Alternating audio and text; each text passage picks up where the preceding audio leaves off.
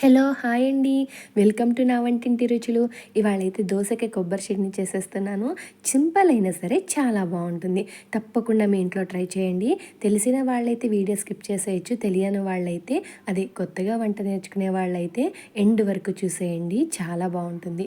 దీనికైతే నేను పచ్చిమిరపకాయలు స్కిప్ చేసేస్తున్నాను. 4 ఎండుమిరపకాయలు వేసుకున్నాను. కొద్దిగా వేరుశెనగ గుళ్ళు వేసుకున్నాను. వేరుశెనగ గుళ్ళు మనకి కొంచెం వేగాక అప్పుడు దీంట్లో మిగతా పప్పులను కూడా యాడ్ చేసుకుందాం. ఇది చూసారా, కొంచెం గోల్డెన్ బ్రౌన్ కలర్ వచ్చాయి. అప్పుడు పచ్చిశనగపప్పు వేస్తున్నాను. అదే ప్లేస్లో కొంచెం మినపప్పు కూడా వేస్తున్నాను. ఇది సింపుల్ అయినా సరే చాలా బాగుంటుంది. తప్పకుండా మిస్ కాకుండా చూసేయండి, మీ ఇంట్లో ట్రై చేసేయండి. ఇప్పుడైతే కొద్దిగా కరివేపాకు వేస్తున్నాను. కరివేపాకు వేయడం వల్ల మంచి కమ్మని ఫ్లేవర్ వస్తుందండి, చాలా బాగుంటుంది. దోశలకైనా ఇడ్లీకైనా సరే మంచిగా సెట్ అయిపోతుంది. అప్పుడైతే కొబ్బరి ముక్కలు కూడా వేస్తున్నాను. కొబ్బరి ముక్కలు వేరు కదా అనొచ్చు, కాకపోతే కొంచెం చెమ్ము ఉంటుందండి. అది పోతే మనకి కొబ్బరి అనేది టేస్ట్ బాగుంటుంది, లేకపోతే నీరు కింద అంత బాగా అనిపించదు. ఇప్పుడైతే సరిపడా కొంచెము నేను నిమ్మకాయ సైజ్ అంతా కాకపోతే కొంచెం అంతా ఇది చింతపండు వేస్తున్నాను. అలాగే వెల్లుల్లి రెబ్బలు కూడా దీంట్లో వేసి కొంచెం నీరు పోయేదాకా వేపేసి ఫ్లేమ్ ఆఫ్ చేసేసుకుందాం. ఇప్పుడైతే చల్లారాక ఇప్పుడు మనము మిక్సీ పట్టేసుకుందాము. దీనికి తాలింపు ఏం అవసరం లేదండి, ఎందుకంటే దీంట్లోనే కరివేపాకు అన్నీ వేసేసాం కదా. కొద్దిగా మనము మిగతా ఇంగ్రీడియంట్స్ అన్నీ మానేసి కొంచెం జీలకర్ర, అలాగే కొంచెం ఆవాలు, కొంచెం ఎండుమిరపకాయలు వేసుకుంటే సరిపోతుంది.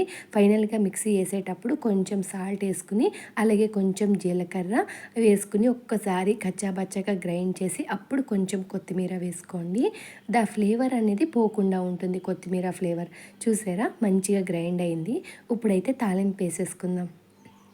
తాలింపు కోసం ఏం ఎక్కువ యూస్ చేయట్లేదు నేను, ఊరికే ఆవాలు ఎండుమిరపకాయలు వేస్తున్నాను. ఎందుకంటే అన్నీ కూడా మనం చట్నీలోనే గ్రైండ్ చేసేసుకున్నాం కదండి, అందుకే నేను దీంట్లో ఏం వేయట్లేదు పెద్దగా.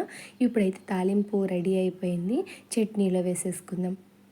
చట్నీలో వేసేసుకున్నాక దోశ కూడా వేసేసుకుని సర్వ్ చేసేసుకుందాము. చాలా అంటే చాలా బాగుంటుంది. మా ఇంట్లో కూడా అందరూ కూడా చాలా ఇష్టంగా తింటారు. మీరు కూడా తప్పకుండా ట్రై చేస్తారు కదా. ఇప్పుడైతే దోశ వేసుకుందాము. దోశ ప్యానం వేస్తారు కదండి, ఫస్ట్కే దోశలు రావు, చాలా విసిగిస్తాయి.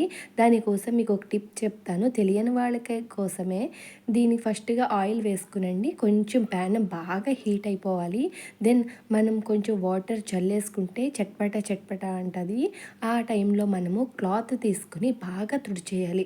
ఎక్కడ వాటర్ ఆయిల్ లేకుండా మొత్తం అంతా పేనం అంతా బాగా తుడిచేయాలి.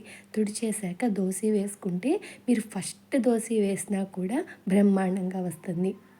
ఈ టిప్ నచ్చితే తప్పనిసరిగా నా ఛానల్ని సబ్స్క్రైబ్ చేసుకోండి. ఇంకా మరిన్ని చిట్కాలతో, ఇంకా ఈజీ వంటకాలతో మీ ముందుకు వస్తాను. చూసారా, దోశ వేస్తున్నాను. మార్నింగ్ టైం కదండి, చాలా అర్జెంట్ ఉంటుంది, కానీ ఎక్కడో నాకు ఏదో సాధించాలన్న హోప్ అనమాట. అందుకే అవ్వకపోయినా సరే చాలా ట్రై చేస్తున్నాను. చూసారా, ఇప్పుడు దోశ వేసాను కదా. ఇష్టం ఉన్న వాళ్ళు గీ వేసుకోవచ్చు. గీ వేసుకుంటే దోశ అన్నది ఇంకా క్రిస్పీగా వస్తుంది. ఆయిల్ వేసుకుంటే కొంచెం మెత్తగా వస్తుంది. నేను ప్రస్తుతానికైతే ఆయిలే యూస్ చేస్తున్నాను. మీకు ఇష్టమైతే గీ కూడా వేసుకోవచ్చు.